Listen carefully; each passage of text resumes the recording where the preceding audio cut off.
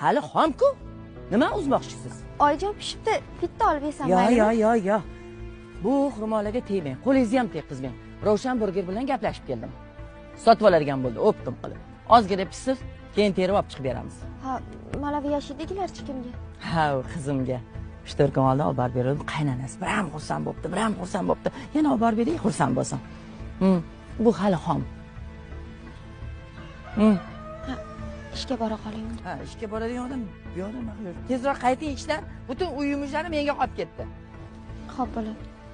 Tavba qildim. Hammasi o'zimga qolib ketdi.